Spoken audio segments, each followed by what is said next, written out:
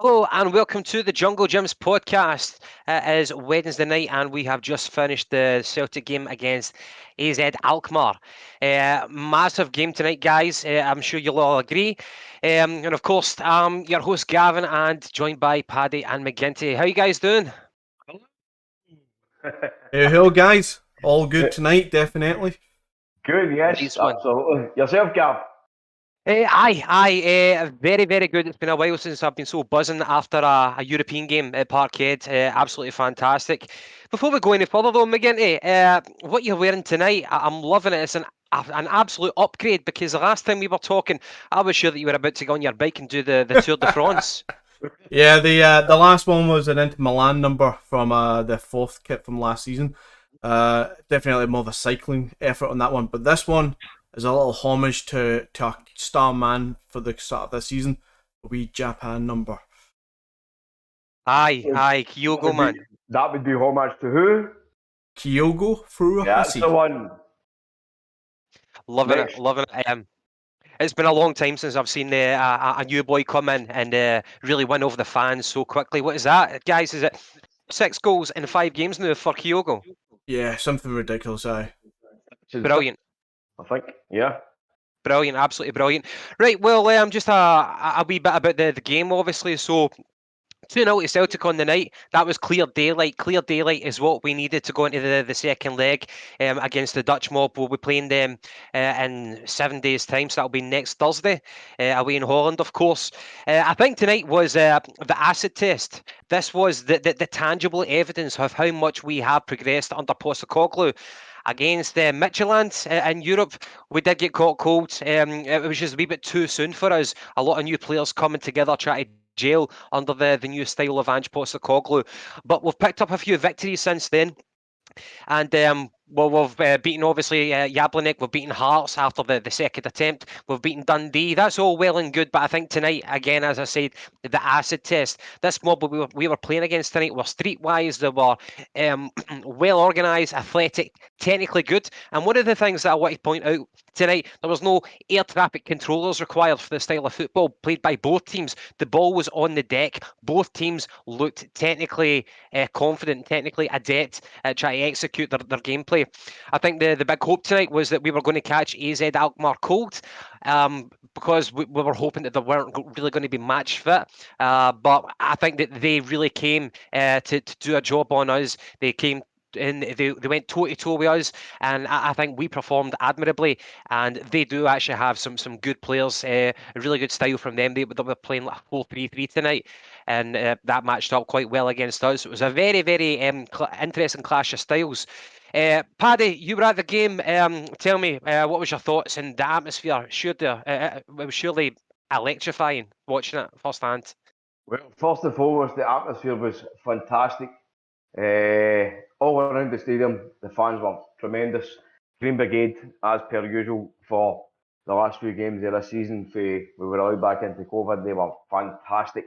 Never stopped the full 90 minutes. The team on the park again. It, it wasn't as attacking much as we've seen from the last couple of games against your Hearts and Dundee. But when you look at the team that was on the park tonight, they controlled the game very well. They attacked very well. They were pretty clever tonight, I would say. They were more kind of they had more of a game plan tonight, Gav, rather Aye. than just going out on all attack. I thought from the front, you had Furuhashi who was leading the line very well. Edward come on again at the end, about roughly 70 minutes, and he done pretty well as well. Midfield was absolutely tremendous. I mean, see Tam Rogic. Tam Rogic run the show, mate. And I mean, run the show. That is single-handedly the best performance I've seen for Tam Rogic. Unbelievable. You had Callum Totally. McGregor. Unbelievable, mate. Aye. Fantastic. Every time he got the ball, mate, he stuck to his foot. See if he was facing defence, he would collect the ball and he would turn round and he would actually turn before you realised he actually had the ball and he was facing that way and he would pass it forward. Callum McGregor was metronomic. It was tremendous. Again, the back line I thought was brilliant. Ralston, mate, Ralston was fucking brilliant. absolutely tremendous. I have He to hold my was. hand up. This man is turning my head. The last 3 games, he's been brilliant. And He is. I'm not saying he's the first. I'm not saying he's the second coming of Jesus or anything, but he has been tremendous, absolutely fantastic. And you know what? I love to eat my words. I would get a big plate, fucking big fork, eat my words. But honestly, mate, Ralston was brilliant, absolutely tremendous. And I'm just going to pass on to McGinty because I'm sitting here and I am absolutely fucking living life as a Celtic supporter. I've had a right good skinful of the night, alcohol wise, and just absolutely brilliant. Great performance, excellent victory. Here we go. McGinty, McGinty, what have you got to say? try and match that enthusiasm. Go See, ahead, mate. that's what we want. We want enthusiasm. I want to see a big smile from a fan coming back home from the game that looks like that. Here we are. He's Here we are. enjoyed his game. He's enjoyed his day, and it's been a superb match overall for Celtic. I agree with both of you what you're saying about how we've built over the last few games, and we're definitely coming in to see good performances across the whole of the squad now. We all know the backline is not the best. It's not the strongest we've ever had. We know we need reinforcements there. But on the whole tonight, it's 2-0. It's 2 clear goals. There's a cushion there. There's something to take into the away leg.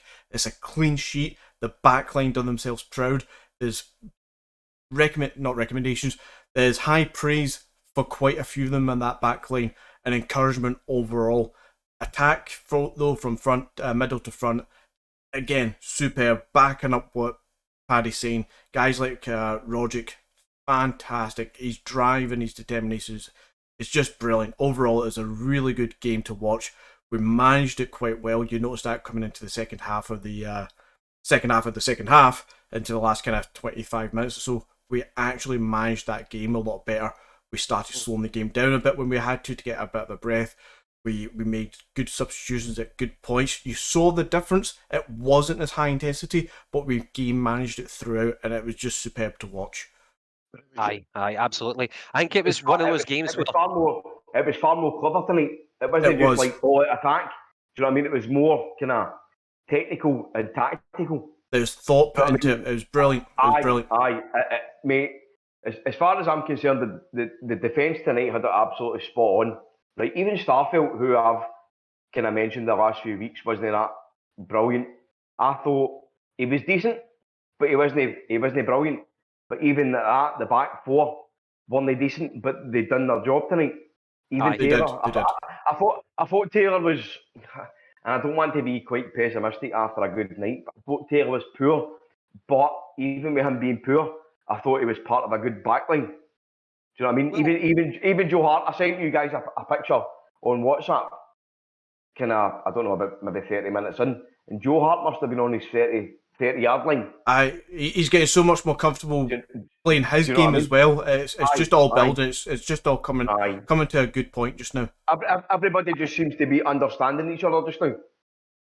Absolutely. Well, let's take it back a bit and kind of break it down. So the lineup for Celtic, Joe Hart obviously in goals, the back line of Taylor, Welsh, Starfelt and Ralston. A bit of a tactical change where Starfelt was playing on the right-hand side of the 2 centre-backs. In the middle, of course, we had Rogic, McGregor and Turnbull again. And up front, we had Forrest, Kyogo and Abada. So Edward, that was a noticeable change. Edward was on the bench and Abada and Forrest obviously is the supporting cast for Kyogo up front in the middle. Overall, when you look at the kind of the stats possession wise, it was like fairly even Stevens. I think we had like 48 to their 52. Very, very technically efficient, that team. And as you said, Paddy, it was one of those ones where we had to think about what we were doing. Although it was high intensity, of course, we were planning our attacks much more. We couldn't leave ourselves too exposed whenever we were counter-attacking because they did manage to give us a few scares with their own counter-attacks. And Hart, of course, was called into question. McGinty, I want to start off with Hart tonight. What was your thoughts of him? Again, another confidence builder for the man. Oh, definitely. A lot of confidence was built today for that entire backline, but no more so than Joe Hart. As Paddy mentioned there earlier on as well, there's times where he was 40 yards out his box sort of thing, off his goal line rather, and he's just getting a lot more comfortable. He's able to ping balls out to find players with a little bit of pressure on him, he's managing to be confident in himself. I think he's going to be a quality keeper. He is a quality keeper. We've talked about this already, guys. He has got a vast wealth of experience and not being good enough for Pep Guardiola's style of football with the ball at your feet is way up here. What we need is a lot lower. Let's be honest. We're not Barcelona, Bayern Munich, or Man City. We don't need. Well, it'd be lovely to have your keepers at that standard, but we don't need them to be that standard. We can't afford that. But Joe Hart is definitely proving he's got confidence. He's building, and I think just watching him tonight, you could see little smirks on his face. He's making good saves. He's getting down. He's holding the ball. The crowd's getting behind him, and I think you can just slowly start seeing that he's starting to believe in himself and he's starting to enjoy this atmosphere and being at this club. I think he's going to fall in love with us. McGinty, you and I have spoken about this previously. I didn't particularly think that Starfelt was confident on his left-hand side, and for the moment the game started, you could see that there was a switch. So Stephen Welsh started on the left-hand side of the defence, Starfelt was on the right. Now for me, Stephen Welsh didn't look out of place whatsoever. I thought he was absolutely dominant, and I thought he had a brilliant performance. And Starfelt, he had a few moments where he lapsed in his style of play and confidence. He had a few bad passes, but I thought ultimately he looked better on the right hand side. But again, that's what you and I have spoke about. You had Welsh on the left hand side and Starfelt on the right. Again, Welsh, brilliant performance. I thought he was tremendous. I thought he looked absolutely colossal. And I'm not just saying this. I thought he had a brilliant performance. Starfelt less so, but he grew into the game as it went on. He had decent possession, but again, it was a wee bit suspect at times. But fair play to him, he kind of grew into the game. His passing was decent. He had a couple of last-ditch tackles, a decent recovery speed. Do you know what I mean? But for me, Welsh was the absolute standout in defence tonight. Definitely. Apart from Ralston, and I thought Ralston, Gav, you'll love this. I thought Ralston was absolutely tremendous tonight. Honestly, It was. fantastic. It was. Well, getting back to Starfelt in the first half, he was very shaky. At one point, he had a one-on-one with their attacker. The attacker put the ball through his legs and ran onto the box. At that point, he got a wee tug on the shoulder and he dived. He never get yellow carded for that, but it was a clear dive, and thankfully the referee never bought that. Welsh did carry Starfelt in the first half. At shaky times right now. This guy is what, 20, 26, 27, £4 million odd pound player from Russia in the Russian league. He needs to be doing better for a European night like this. He can't be playing like that. He needs to smarten his act. He needs to get up to the standards that Welsh has shown, and sooner the better. To be fair, Gav, he did grow into the game. He did. I'll give him his due. He did grow into the game, but he started off really shaky. I think he definitely grew into the game, and it's definitely probably his best game so far. Being on that right side, you can see him so much more comfortable in that on the ball on that side. There was 2 points for me though from Starfelt that kind of impressed me, and one didn't. It was more Welsh that impressed me. But I remember there was one point where Starfelt kind of gets caught out. The ball comes through the middle, and it's a counter-attacking move from Alkmaar, and Stephen Welsh is coming from the left side of the back pair, and he starts coming across, and Starfelt's doing basically the back running to try and catch up, but he reads the situation well. Both of them read it really well. Welsh ends up coming across the backline pair, the centre back pair, and Starfelt notices what he's doing, so instead of keep chasing the player, so you end up pulling two people out, Starfelt starts moving over to the left side and allows Welsh to control the situation, knowing that Welsh had the advantage of being further back, but further ahead of that play sort of thing. I thought it was really smart from both of them to acknowledge where the other one was and then to kind of split off from each other. The other one that paints Starfelt in a bad light, but Welsh in a great light, was when Starfelt kind of mucked up a pass and a clearance, and again, the Alkmaar player gets through and gets almost down to the byline, where Welsh covers his arse and basically puts in a great challenge to clear the ball out again. It kind of hit and miss with Starfelt just now. I think we're starting to see him come into a game, but he's definitely a shaky player. He's somebody who needs confidence, and he's definitely somebody that we can't rely on quite yet. Let's cover the goals, guys. He definitely looked better, McGinty, on the right-hand side tonight. 100% he did, aye. Infinitely. Aye. Let's cover the goals then. So the first goal, Kyogo, again, the guy just can't stop scoring for us at the moment, which is fantastic to see. And we needed him again tonight. We needed another world-class performance from the wee Japanese boy. So it was Rogic who starts doing keep uppies at one point, and Jim Baxter-esque, just outside their box. He manages to turn his marker, and he runs down to the byline. No often that you see Rogic doing that, but great intensity for Rogic right down to the byline. He crosses in a long, deep cross, and I was thinking, it's a wee bit too far. Kyogo's just going to let that run and pick it up as it trails out, but he manages to show great athleticism, quite Larson-esque for me, and he stretches out the right foot and it goes in. That was a world-class finish for me. Paddy, so impressive. Oh, mate, fantastic. I've kind of ran out of superlatives for the wee man. It's almost quite showing that Celtic Park's got their new superstar.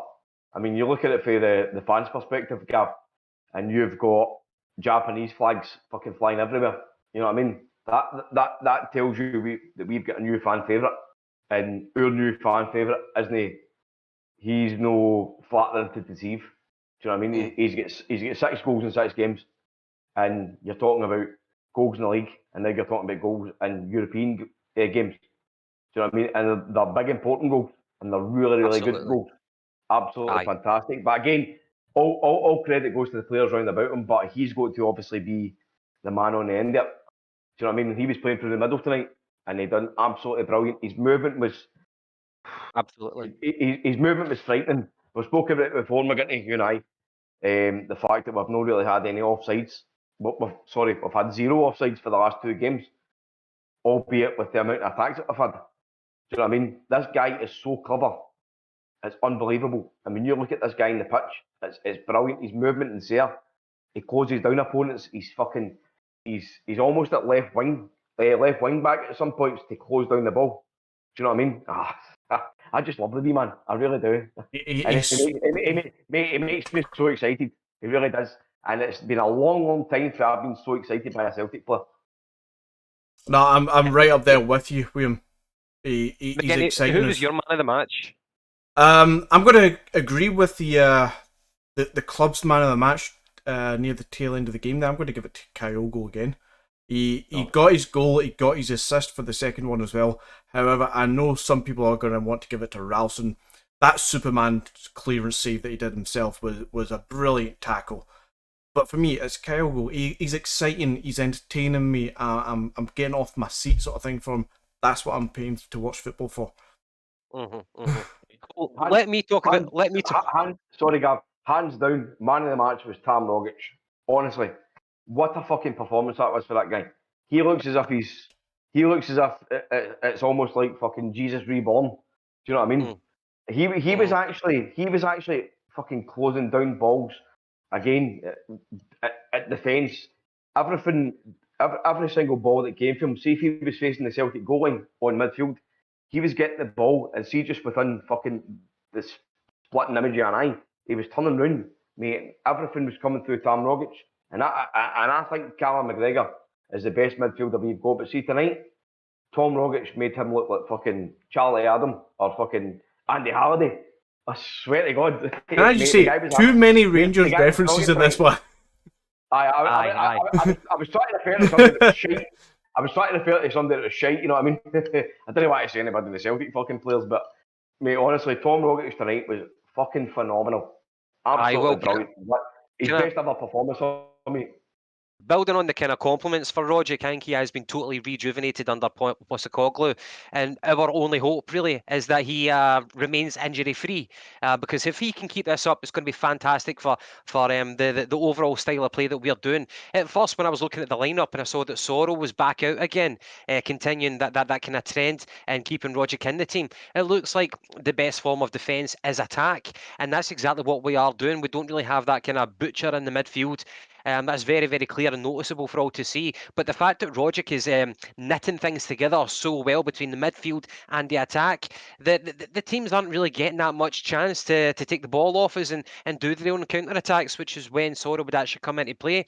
Rogic was fantastic tonight. He holds the ball up so well for a big guy. He's got great feet. And the new thing that I'm seeing is the intensity. It's the workload that he's putting in on the park, and that's exactly what we need under the style of Postecoglou. If he didn't apply himself like that, then it would fall apart. And I think tonight was one of those games where we couldn't afford to have any passengers. I think everybody was trying very, very hard. A couple of people, of course, wouldn't really get the top pass marks, maybe because of individual mistakes, such as maybe Starfelt or Taylor, will lose passing and things like that. But Rogic was here, there, and everywhere. Got to give the guy credit for that. I want to talk about Ralston though. You said about Welsh being the kind of the rock at the back, and he certainly was. But Ralston, oh my God, what a player he is! And it looks like Josip Juranovic is going to be coming in. It looks like he's going to be having his medical at the weekend for a 2.5 million transfer from Legia Warsaw. But when he does come into the squad, he's going to have a hard time taking that right back jersey off Anthony Ralston, because he can't drop Anthony Ralston right now in this type of form. A few kind of incidents that I want to point out. Really, I'm just so enthusiastic about the boy just now. I'm so happy for him that he's doing that well, and he's kind of shutting up his detractors. But at one point, Ralston got the ball. Sorry, he get beat in the box on the outside by his attacker, but he ran back. That was like kind of the only bad point for him today. He get beat by his opponent on the outside, and he managed to concede a cross. But Starfelt was the one who bailed him out. But there were so many brilliant points for him tonight.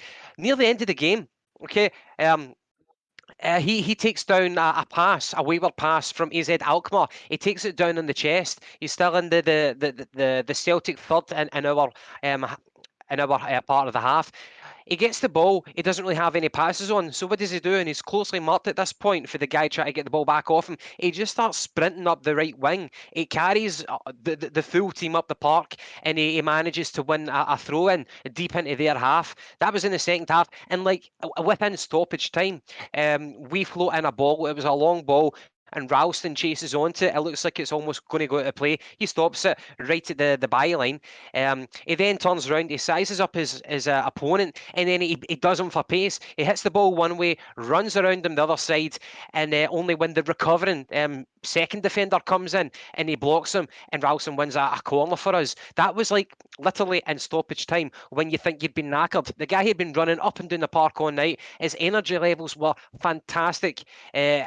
I'm just so overawed by his performances right now, and it's great that we've got good competition for him, because he's going to sustain those levels. McGinty, would you share my enthusiasm with that? Not quite to the same level, Fuck but off. you know me, Gav, and we know Paddy as well. We're not as avid, fans of Tony Ralston, but 100% what you've been saying there about his game performance tonight, his energy levels to get up and down that byline, that touchline all night, right until the last couple of minutes there. It was clearance, fantastic. That goal line that clearance when he clearance, came in. brilliant. Up there, we a Jojo Simunovic tackle on Kenny Miller for me. Just the way he goes gliding through it, takes everything that he needs to take and knows what he's doing. It is superb. For me, I want to touch a bit more on the game management. Just as you talk about those last 2 minutes into the game there, Gavin, I was really impressed with how we managed that game going into the last 20 minutes or so, bringing on guys like Sorrow just to try and shore it up a little bit, just to try and take a bit of the intensity out of the game, but not too much. And then even going into the last 5 minutes, we're taking enough out of it, but we're not giving up hope. We're not stopping. We're 2-0 up. And many a times you'll see a game of football where somebody's 2-0 up and they'll hold on to that for dear life. They'll see the game out. They'll put the ball into the corner flag. Time waste 30 seconds or whatever they can get. What do? We get a free kick and a corner in the last 2 minutes, and we're sending up both centre-backs.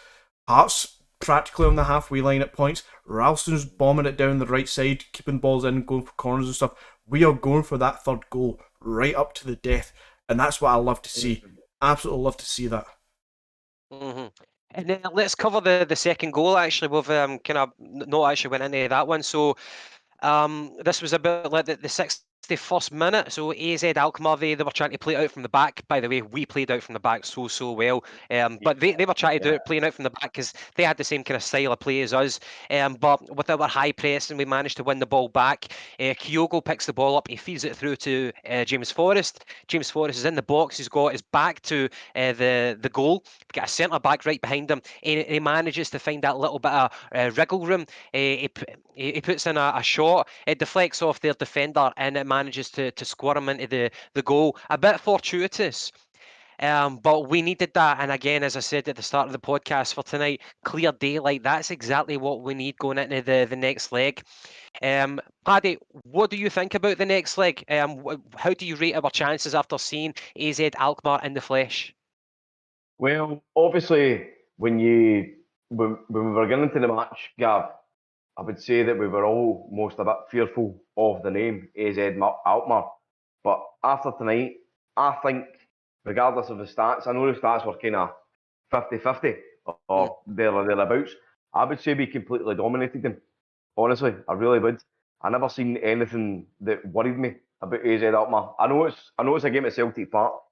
I know it's kind of possibly out of their comfort zone, but I would say that based on tonight, we were tremendous, mate. We really were. You said it yourself. The defence were knocking the ball about with relative ease.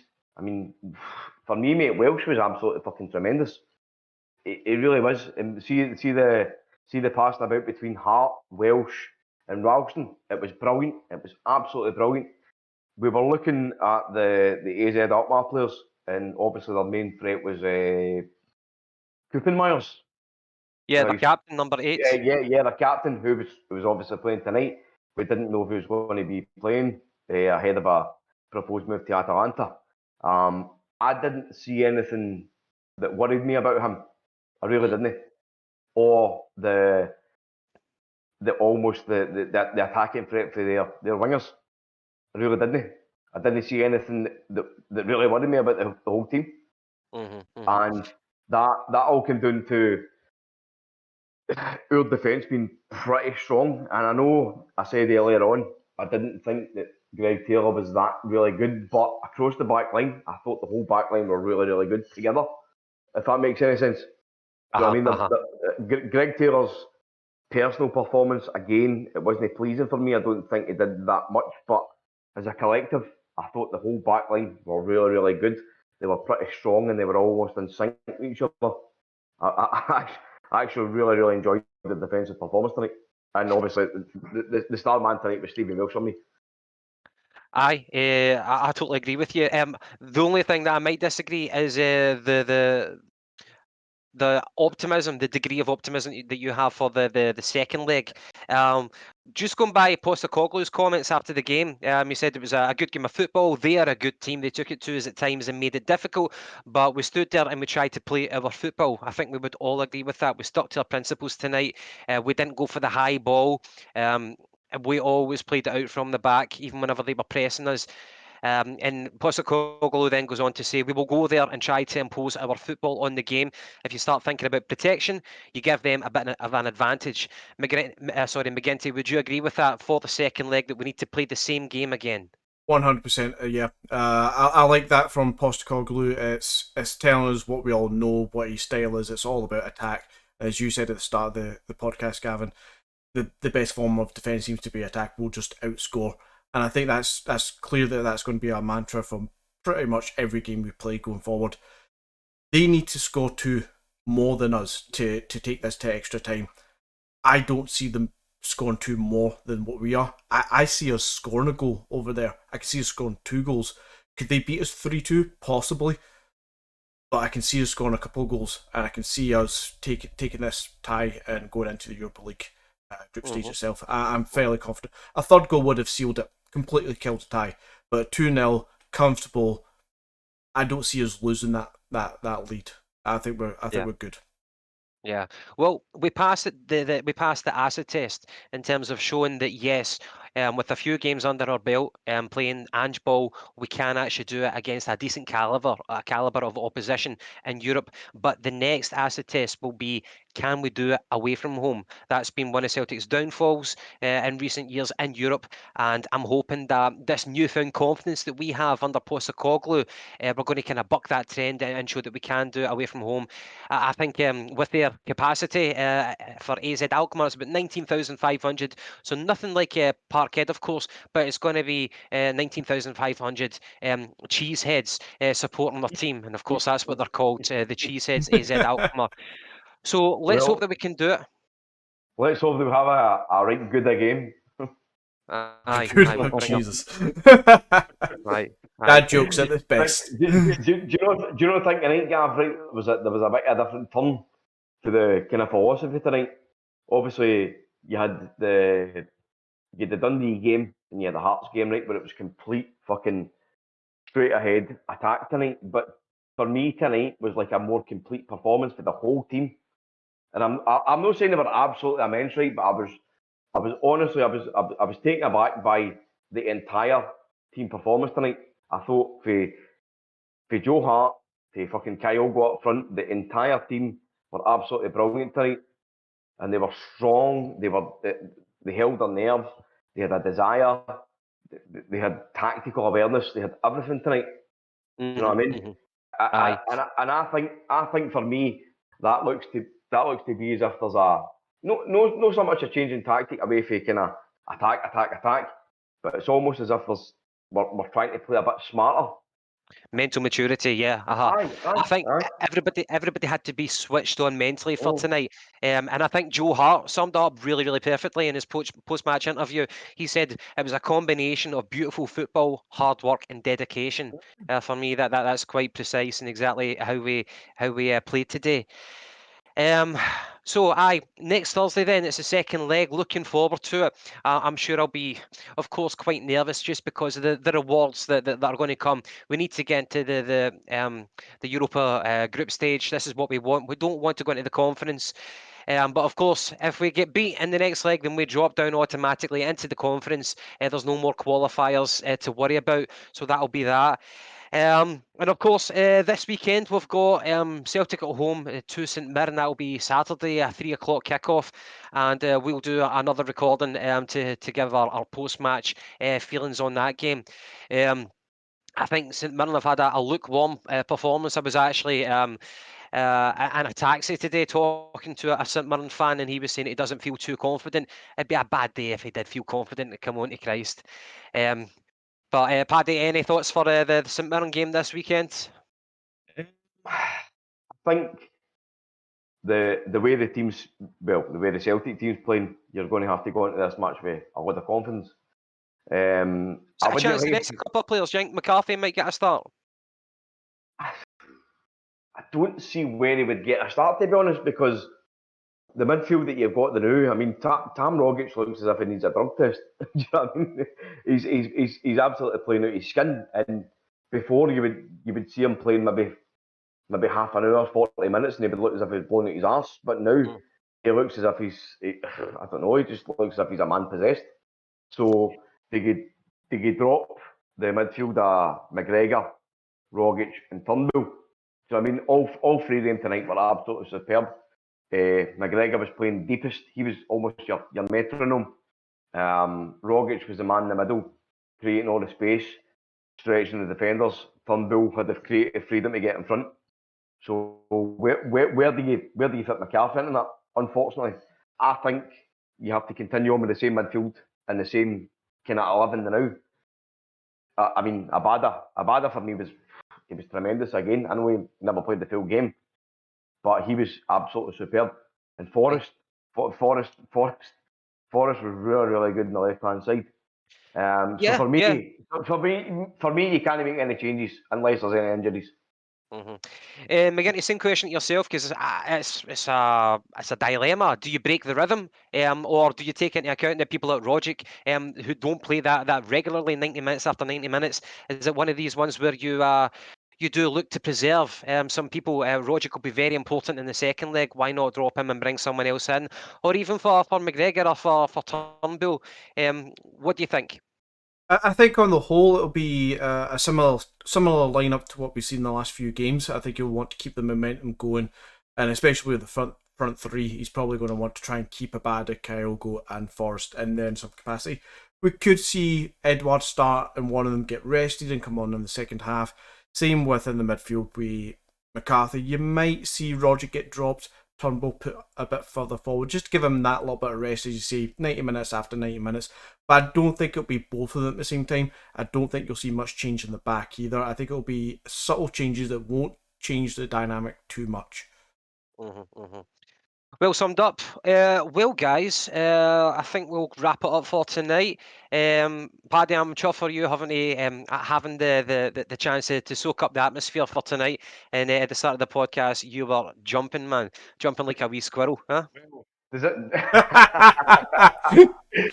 There's a wee personal joke in there that I was walking away, pulling a roof down today, and I found a couple of baby squirrels. Right, so as you do. It's a long story, but it's a kind of personal story between the guys now. But no, listen, Gav, I was honestly, mate, I was absolutely thrilled with the performance tonight. I thought from back to front we were very, very strong. I mean, guys like Ralston, who I've personally been kind of critical of. If you look back at the podcast, I've absolutely slaughtered them, right? But the last 3 or 4 games, the guy's been tremendous. And tonight, playing in Europe, the guy was fantastic. He's defensive wise, he was brilliant. Offensive wise, again, I know a lot of people might not agree with me, but I don't give a fuck. I thought the guy was brilliant. For me, Greg Taylor and Starfield, I still had a few kind of minus moments, but again, overall, the back four plus the goalkeeper were very, very strong. Midfield to attack, tremendous again. I'm delighted. I'm delighted, mate, with the way that we're playing as a team. I've spoke to a few guys today in and around the pubs, as I've said before. I've had a few refreshments, and every single guy that I've spoke to are absolutely blown away by our attacking intent. And even kind of the elder statesmen of the support, should I say, they're thinking, when was the last time we ever played so purposely and attacking?